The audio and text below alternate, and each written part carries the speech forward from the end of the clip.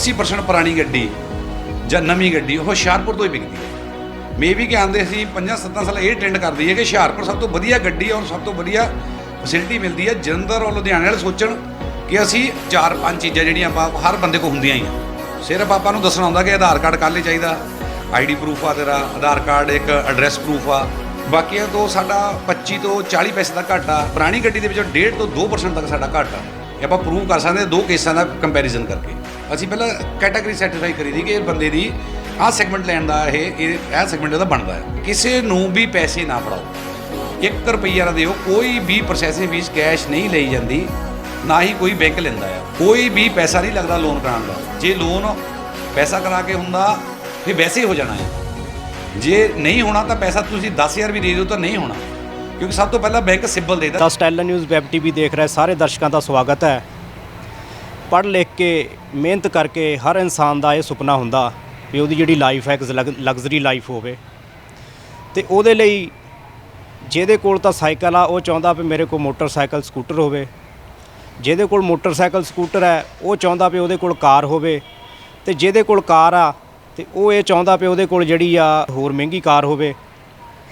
ਅਤੇ ਕਈ ਵਾਰ ਦੇਖਣ ਵਿੱਚ ਇਹ ਆਉਂਦਾ ਵੀ ਇਕੱਠਾ ਜਿਹੜਾ ਕੈਸ਼ ਆ ਕਿਸੇ ਕੋਲ ਨਹੀਂ ਹੁੰਦਾ, ਅਤੇ ਫਿਰ ਹਰ ਇੱਕ ਨੂੰ ਇਹ ਯਾਦ ਆਉਂਦੀ ਆ ਵੀ ਕਿਉਂ ਨਾ ਅਸੀਂ ਫਾਈਨਾਂਸ ਕਰਵਾਈਏ ਕਾਰ ਨੂੰ ਜਾਂ ਕਾਰ ਲੋਨ ਕਰਵਾਈਏ। ਅਤੇ ਅਲੱਗ-ਅਲੱਗ ਬੈਂਕ ਸਰਕਾਰੀ, ਪ੍ਰਾਈਵੇਟ ਅਤੇ ਅਲੱਗ-ਅਲੱਗ ਹੋਰ ਜਿਹੜੀਆਂ ਏਜੰਸੀਆਂ ਆ ਉਹ ਕਾਰ ਲੋਨ ਕਰਦੀਆਂ ਆ। ਅਤੇ ਅੱਜ ਅਸੀਂ ਪਹੁੰਚੇ ਹੋਏ ਹਾਂ ਐਰੀ ਫਾਈਨੈਂਸ਼ੀਅਲ ਸਰਵਿਸਿਜ਼ ਮਾਲਪੁਰ, ਹੁਸ਼ਿਆਰਪੁਰ ਦੇ ਨੇੜੇ ਪਿੰਡ ਹੈ ਮਾਲਪੁਰ।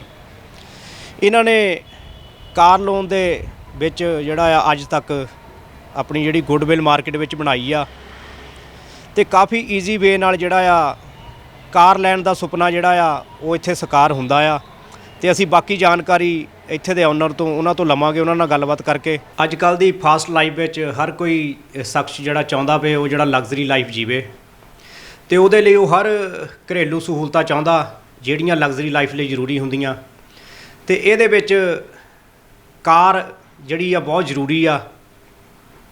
ਹਰ ਕਿਸੇ ਦਾ ਸੁਪਨਾ ਹੁੰਦਾ ਵੀ ਉਹਦੇ ਕੋਲ ਜਿਹੜੀ ਕਾਰ ਹੋਵੇ, ਅਤੇ ਜਿਹਦੇ ਕੋਲ ਆਲਰੇਡੀ ਕਾਰ ਹੁੰਦੀ ਵੀ ਆ ਉਹਨੂੰ ਇਹ ਹੁੰਦਾ ਵੀ ਜਾਂ ਤਾਂ ਉਹ ਪੁਰਾਣੀ ਕਾਰ ਵੇਚ ਕੇ ਨਵੀਂ ਕਾਰ ਲਵੇ, ਅਤੇ ਜਾਂ ਜਿਹੜੀ ਆ ਉਹ ਤੋਂ ਅਪਡੇਟਡ ਜਿਹੜਾ ਨਵਾਂ ਜਿਹੜਾ ਮਾਡਲ ਆ ਉਹ ਲਿਆ ਜਾਵੇ। ਅਤੇ ਸਰਮਾਏਦਾਰਾਂ ਲਈ ਤਾਂ ਇਹ ਜਿਹੜੀ ਆ ਬਹੁਤ ਈਜ਼ੀ ਗੱਲ ਹੁੰਦੀ ਆ, ਜਦੋਂ ਮਰਜ਼ੀ ਉਹ ਚਾਹੁਣ ਅਤੇ ਆਪਣੀ ਗੱਡੀ ਨੂੰ ਜਿਹੜੀ ਆ ਚੇਂਜ ਕਰ ਸਕਦੇ ਆ, ਨਵੀਂ ਲੈ ਸਕਦੇ ਆ। ਪਰ ਜਿਨ੍ਹਾਂ ਕੋਲ ਸਰਮਾਏ ਦੀ ਘਾਟ ਹੁੰਦੀ ਆ ਜਾਂ ਘੱਟ ਸਰਮਾਇਆ ਹੁੰਦਾ, ਉਹਨਾਂ ਲਈ ਇਹ ਜਿਹੜੀ ਆ ਫਿਰ ਮੁਸ਼ਕਿਲ ਬਣ ਜਾਂਦੀ ਆ। ਅਜਿਹੇ ਜਿਹੜੇ ਵਿਅਕਤੀ ਹੁੰਦੇ ਆ ਅਤੇ ਉਹਨਾਂ ਨੂੰ ਫਿਰ ਯਾਦ ਆਉਂਦੀ ਆ ਫਾਈਨਾਂਸ ਦੀ ਅਤੇ ਜਾਂ ਕਾਰ ਲੋਨ ਦੀ। ਅਤੇ ਅੱਜ ਅਸੀਂ ਤੁਹਾਡੀ ਮੁਲਾਕਾਤ ਅਜਿਹੇ ਹੀ ਇੱਕ ਸ਼ਖਸ ਨਾਲ ਕਰਵਾਉਣ ਜਾ ਰਹੇ ਹਾਂ ਜਿਨ੍ਹਾਂ ਨੇ ਕਾਫੀ ਸਾਲਾਂ ਤੋਂ ਜਿਹੜਾ ਮਾਰਕੀਟ ਵਿੱਚ ਆਪਣੀ ਗੁੱਡਵਿਲ ਬਣਾਈ ਹੋਈ ਆ। ਇਹ ਮੇਰੇ ਕਹਿਣ ਦਾ ਮਤਲਬ ਹੈ ਹਰੀਓਮ ਜੀ ਐਰੀ ਫਾਈਨੈਂਸ਼ੀਅਲ ਸਰਵਿਸਿਜ਼ ਤੋਂ ਇਹ ਸਾਡੇ ਨਾਲ ਹੁਣ ਮੌਜੂਦ ਨੇ। ਇਹਨਾਂ ਨਾਲ ਅਸੀਂ ਗੱਲਬਾਤ ਕਰਾਂਗੇ ਅਤੇ ਨਾਲ ਦੀ ਨਾਲ ਤੁਹਾਨੂੰ ਇਹ ਵੀ ਜਾਣਕਾਰੀ ਅਸੀਂ ਦੇਵਾਂਗੇ ਵੀ ਜਿਹੜੀ ਇਹਨਾਂ ਦੀਆਂ ਸਰਵਿਸਾਂ ਦਾ ਤੁਸੀਂ ਫਾਇਦਾ ਜਿਹੜਾ ਆ ਕਿੱਦਾਂ ਲੈ ਸਕਦੇ ਹੋ। ਹਾਂਜੀ ਸਰ, ਸਤਿ ਸ਼੍ਰੀ ਅਕਾਲ ਜੀ। ਸਤਿ ਸ਼੍ਰੀ ਅਕਾਲ। ਕੀ ਹਾਲ ਹੈ ਸਰ?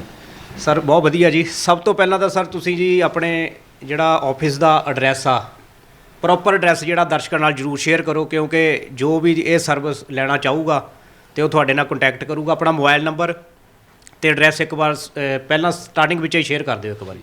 ਮੇਰਾ ਨਾਮ ਹਰੀਓਮ ਆ ਅਤੇ ਐਰੀ ਫਾਈਨੈਂਸ਼ੀਅਲ ਸਰਵਿਸਿਜ਼ ਦਾ ਆਫਿਸ ਹੈਗਾ Heer market, shop number 4 Mahilpur, ਅਤੇ ਬ੍ਰਾਂਚ ਆਫਿਸ ਹੈ opposite capital bank, Jalandhar road, Hoshiarpur. ਠੀਕ ਹੈ ਜੀ। ਅਸੀਂ 20 ਸਾਲ ਤੋਂ ਇਹ ਕੰਮ ਕਰ ਰਹੇ ਹਾਂ ਇਸ ਲਾਈਨ ਦੇ ਵਿੱਚ, ਔਰ ਅਤੇ ਲਗਭਗ 9 ਤੋਂ 10 ਹਜ਼ਾਰ ਸਾਡੇ ਸੈਟਿਸਫਾਈਡ ਕਸਟਮਰ ਆ।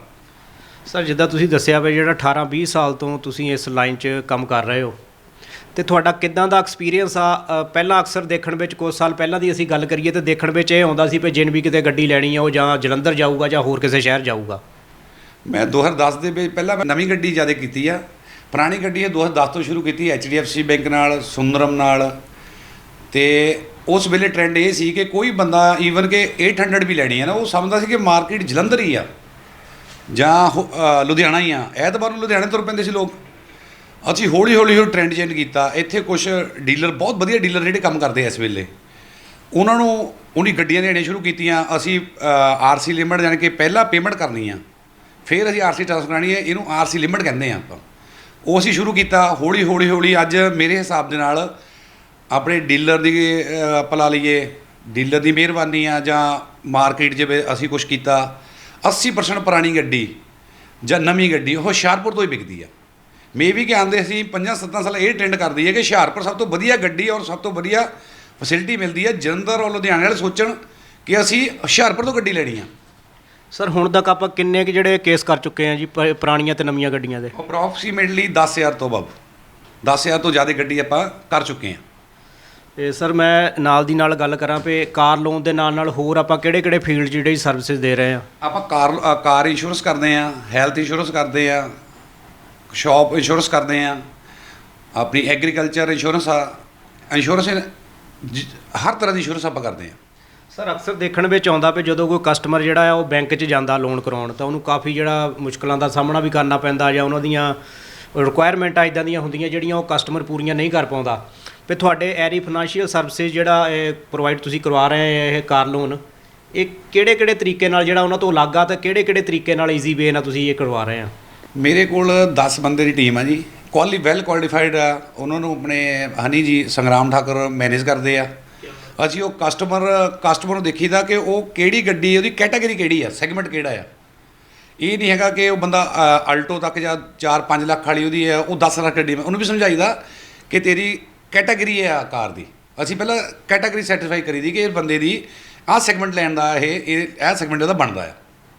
ਅਤੇ ਉਸ ਤੋਂ ਬਾਅਦ ਵੀ ਉਹ ਡਾਕੂਮੈਂਟੇਸ਼ਨ ਮੇਰੇ ਲੜਕੇ ਕਰਾਉਂਦੇ ਆ, ਵੈਲ ਕੁਆਲੀਫਾਈਡ ਆ, ਨੌਲੇਜ ਆ ਉਹਨਾਂ ਨੂੰ, ਉਸ ਹਿਸਾਬ ਨਾਲ ਕਰਦੇ ਆਪਾਂ। ਕਿਉਂਕਿ ਦੱਸੀ ਦਾ ਕਿ ਆਹ ਚੀਜ਼ ਚਾਹੀਦੀ ਆ, ਬੰਦੇ ਕੋਲ ਹੁੰਦਾ ਸਾਰਾ ਕੁਛ ਆ, ਜਾਂ ਕੋਈ ਬੈਂਕ ਵਾਲੇ ਨੂੰ ਦੱਸਣ ਦੀ ਨਹੀਂ ਦੱਸਦਾ ਕਿ ਆਹ ਚੀਜ਼ ਚਾਹੀਦੀ ਆ। ITR ਕਹਿ ਦਿੰਦੇ ਆ, ਇਨਕਮ ਟੈਕਸ ਰਿਟਰਨ ਕਹਿ ਦਿੰਦੇ ਆ, ਅਸੈਸਮੈਂਟ ਯਾਰ ਉਹਨਾਂ ਦਾ ਫਰਕ ਪੈਂਦਾ ਰਹਿੰਦਾ ਆ। ਇਹ ਚੀਜ਼ਾਂ ਹੁੰਦੀਆਂ ਜਿਹੜੀਆਂ ਆਪਾਂ ਨੂੰ ਸਮਝਾਈਦੀਆਂ, ਘਰ ਜਾ ਕੇ ਹੀ ਖੁਦ ਲਈਦੀਆਂ, ਕਸਟਮਰ ਜਾਣ ਦੀ ਲੋੜ ਨਹੀਂ ਜੀ, ਡੋਰ ਸਟੈਪ ਸਰਵਿਸ ਦਿੰਦੇ ਆ। ਸਰ ਜੇ ਮੈਂ ਗੱਲ ਤੁਹਾਤੋਂ ਇੱਕ ਪੁੱਛਾਂ, ਜੇ ਬੈਂਕ 'ਚ ਮੈਂ ਡਾਇਰੈਕਟ ਜਾਂਦਾ ਜਾਂ ਕੋਈ ਕਸਟਮਰ ਬੈਂਕ ਵਿੱਚ ਡਾਇਰੈਕਟ ਜਾਂਦਾ ਤੇ ਜੇ ਉਹਨੂੰ ਬੈਂਕ ਨੂੰ ਛੱਡ ਕੇ ਉਹ ਤੁਹਾਡੇ ਕੋਲ ਡਾਇਰੈਕਟ ਆਉਂਦਾ ਤੇ ਦੋਨਾਂ ਵਿੱਚ ਕੀ ਈਜ਼ੀ ਵੇ ਆ ਦੋਨਾਂ 'ਚੋਂ? ਫਸਟ ਆਫ ਆਲ ਆ, ਉਹਨੂੰ ਘੁੰਮਣ ਦੀ ਲੋੜ ਨਹੀਂ ਪਏਗੀ, ਜਾਣ ਦੀ ਲੋੜ ਨਹੀਂ। ਡਾਕੂਮੈਂਟੇਸ਼ਨ ਮੇਰਾ ਲੜਕਾ ਕਰੇਗਾ।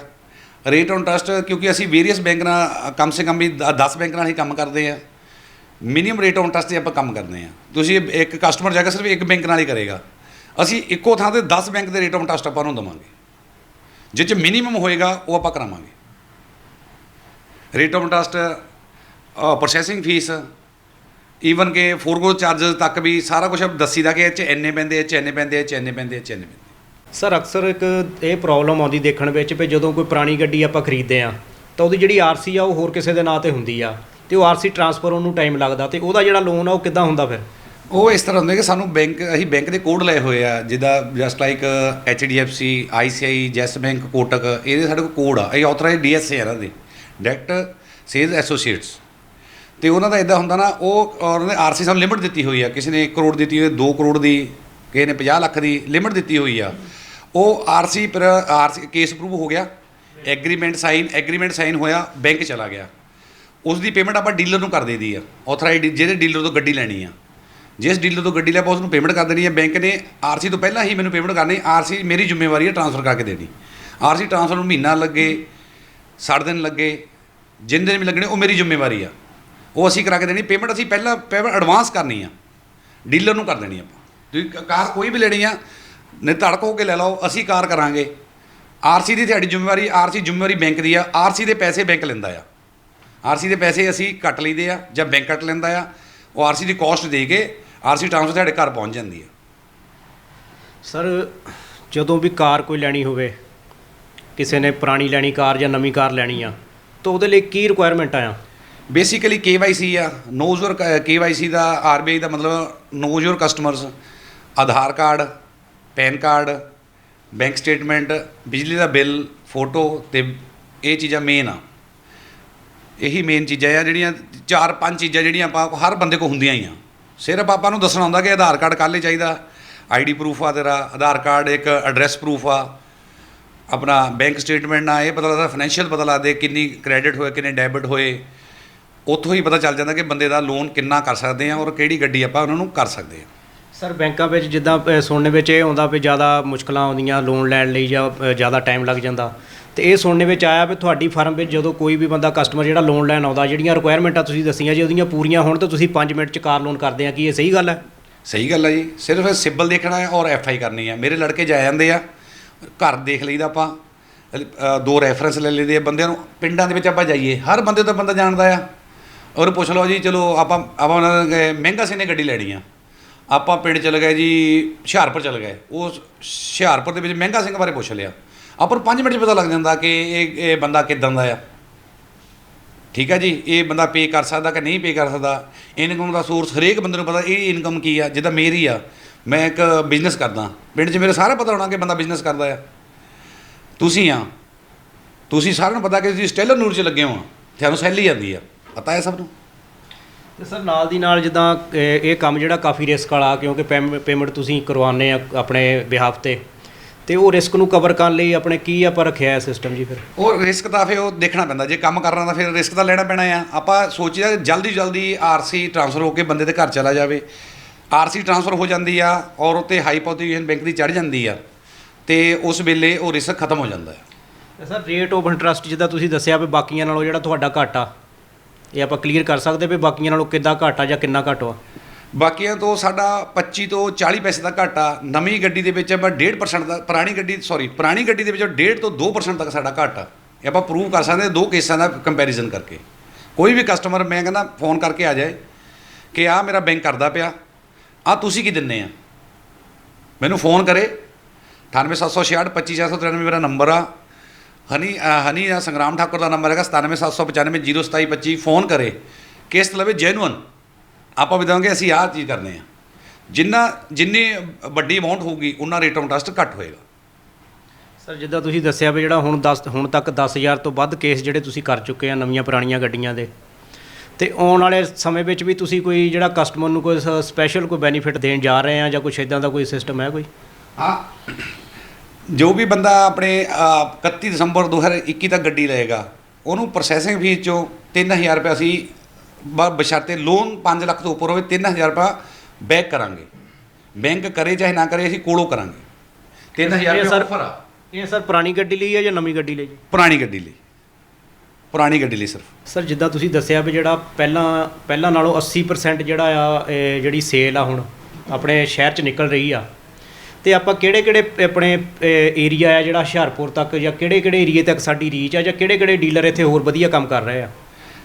ਮੈਂ ਨਵਾਂ ਸ਼ਹਿਰ, ਹੁਸ਼ਿਆਰਪੁਰ, ਮੁਕੇਰੀਆਂ, ਦਸੂਹਾ ਸਾਰੇ ਏਰੀਆ ਕਰਦਾ ਆ।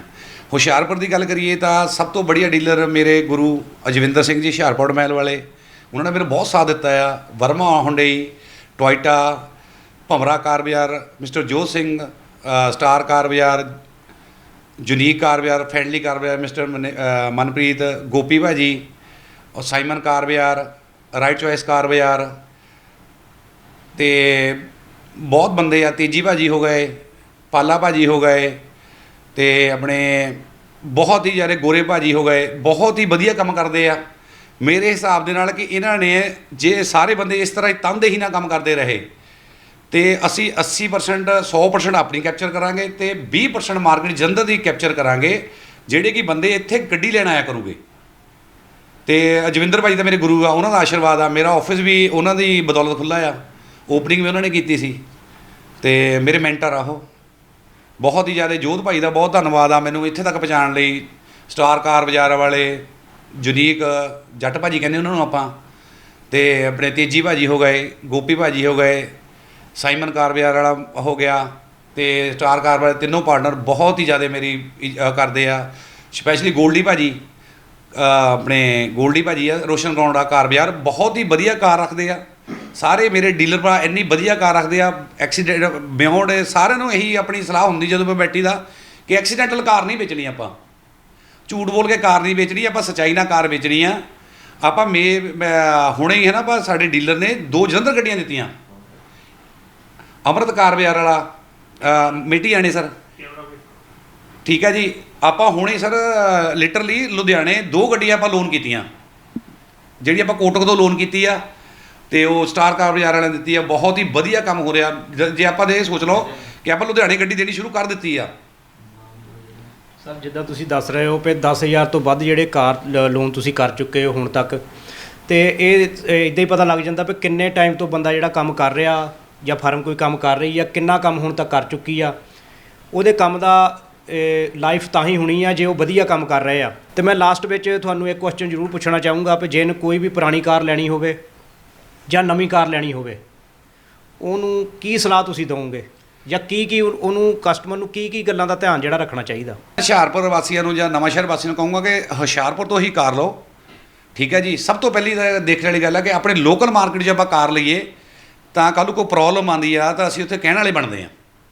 ਫਿਰ ਆਪਾਂ ਨੂੰ ਸਭ ਤੋਂ ਦੇਖਿਆ ਕਿ ਮੈਂ ਕਿਹੜੀ ਕਾਰ ਚਲਾ ਸਕਦਾ ਆ। ਮੇਰੀ ਇਨਕਮ ਹੈਗੀ 20,000 ਰੁਪਈਆ, ਤਾਂ ਮੈਂ 20 ਸੈਗਮੈਂਟ ਦੀ ਅਲਟੋ, ਇਓਨ ਵਗੈਰਾ ਕਾਰ ਚਲਾ ਸਕਦਾ। ਇਨਕਮ ਦੇ ਹਿਸਾਬ ਨਾਲ ਆਪਣੀ ਕਾਰ ਲਓ, ਦਿਖਾਵੇ ਲਈ ਕਾਰ ਨਾ ਲਓ। ਸਭ ਤੋਂ ਪਹਿਲਾਂ ਤਾਂ ਮੈਂ ਇਹੀ ਕਹਿਣਾ ਚਾਹੁੰਦਾ ਹਾਂ।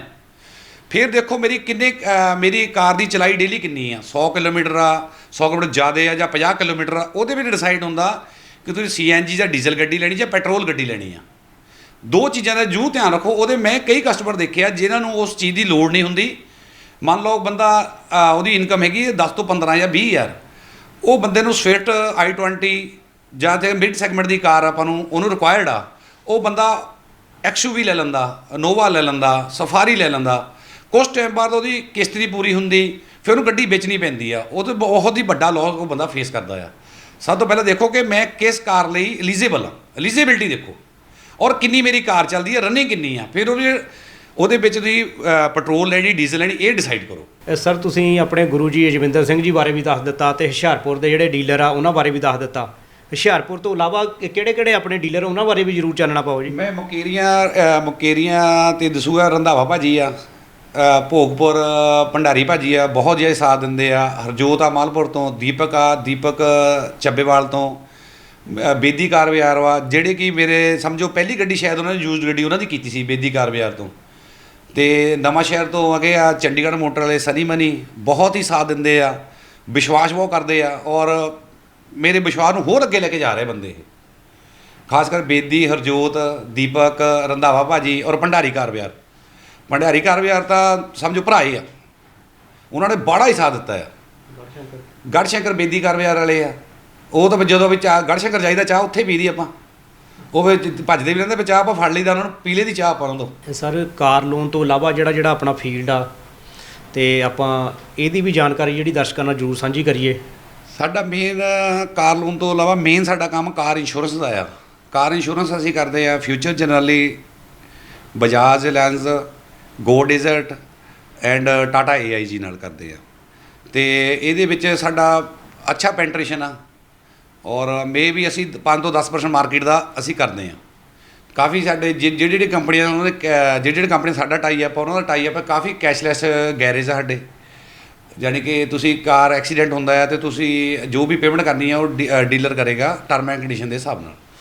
ਅਤੇ ਇਹ ਤੋਂ ਬਾਅਦ ਹੈਲਥ ਇੰਸ਼ੋਰੈਂਸ ਆ, ਅਸੀਂ ਸਟਾਰ ਹੈਲਥ ਨਾਲ ਕੰਮ ਕਰਦੇ ਹਾਂ। ਅਤੇ ਐਗਰੀਕਲਚਰ ਇੰਸ਼ੋਰੈਂਸ ਕਰਦੇ ਹਾਂ, ਸ਼ੌਪਕੀਪਿੰਗ ਪਾਲਿਸੀ ਕਰਦੇ ਹਾਂ, ਹੋਮ ਪਾਲਿਸੀ ਕਰਦੇ ਹਾਂ। ਇਹ ਆਪਾਂ ਕੰਮ ਕਰਦੇ ਹਾਂ ਇੰਸ਼ੋਰੈਂਸ ਦੇ ਵਿੱਚ। ਸਰ ਅਕਸਰ ਸੁਣਨੇ ਵਿੱਚ ਇਹ ਆਉਂਦਾ ਕਈ ਵਾਰੀ ਕਸਟਮਰ ਕਹਿੰਦਾ ਜੀ ਮੇਰੇ ਤੋਂ 5,000 ਰੁਪਈਆ ਫਲਾਨਾ ਬੰਦਾ ਲੈ ਗਿਆ ਅਤੇ ਮੇਰਾ ਲੋਨ ਨਹੀਂ ਹੋਇਆ, ਜਾਂ ਮੇਰੇ ਤੋਂ 2,000 ਕੋਈ ਰੁਪਈਆ ਲੈ ਗਿਆ ਜੀ, ਉਹ ਕਹਿੰਦਾ ਸੀ ਤੇਰਾ ਲੋਨ ਹੋ ਜਾਊਗਾ 2 ਦਿਨ 4 ਦਿਨ ਦੇ ਵਿੱਚ, ਤਾਂ ਉਹ ਲੋਨ ਨਹੀਂ ਹੋਇਆ। ਜਿਹੜੇ ਇੱਦਾਂ ਦੇ ਫਰੋਡ ਜਿਹੜੇ ਹੁੰਦੇ ਆ ਕਸਟਮਰਸ ਨਾਲ, ਇਹਨਾਂ ਤੋਂ ਬਚਣ ਲਈ ਕਸਟਮਰ ਨੂੰ ਜਿਹੜਾ ਕਰਨਾ ਚਾਹੀਦਾ? ਇਹ ਸੁਣਨ ਦਾ ਤਾਂ ਬਹੁਤ ਵਧੀਆ ਹੈ ਕਿ ਬਹੁਤ ਕਸਟਮਰ ਸਾਡੇ ਕੋਲ ਹੁਸ਼ਿਆਰਪੁਰ ਆਫਿਸ ਕਈ ਵਾਰੀ ਆਉਂਦੇ ਆ ਕਿ ਮੈਂ ਨਾ ਲੋਨ ਅਪਲਾਈ ਕੀਤਾ ਸੀਗਾ ਅਤੇ ਬੰਦਾ ਮੇਰੇ ਤੋਂ 5,000 ਰੁਪਏ ਲੈ ਗਿਆ, ਵੈਲਿਊਸ਼ਨ ਦੇ ਪੈਸੇ ਲੈ ਗਿਆ। ਮੈਂ ਕਸਟਮਰ ਇਹ ਦੱਸਣਾ ਚਾਹੁੰਦਾ ਕਿ ਜਿਹੜਾ ਲੋਨ ਆ ਉਹਦੀ ਪ੍ਰੋਸੈਸਿੰਗ ਵਿੱਚ ਬੈਂਕ ਹੀ ਕੱਟਦਾ ਆ। ਕੋਈ ਵੀ ਬੈਂਕ, ਈਵਨ ਕਿ ਨੈਸ਼ਨਲ ਬੈਂਕ ਹੋਵੇ, ਪ੍ਰਾਈਵੇਟ ਬੈਂਕ ਹੋਵੇ, NBFC ਕੰਪਨੀ ਹੋਵੇ, ਸਮਾਲ ਬੈਂਕ ਹੋਣ, ਸਮਾਲ ਫਾਈਨਾਂਸ ਬੈਂਕ ਹੋਣ, ਕੋਈ ਵੀ ਕੈਸ਼ ਨਹੀਂ ਲੈਂਦਾ। ਪ੍ਰੋਸੈਸਿੰਗ ਵੀ ਹਮੇਸ਼ਾ ਹੀ ਤੁਹਾਡੇ ਲੋਨ 'ਚੋਂ ਕੱਟ ਕੇ ਹੀ ਤੁਹਾਨੂੰ ਟਰਾਂਸਫਰ ਕੀਤੀ ਜਾਂਦੀ ਆ।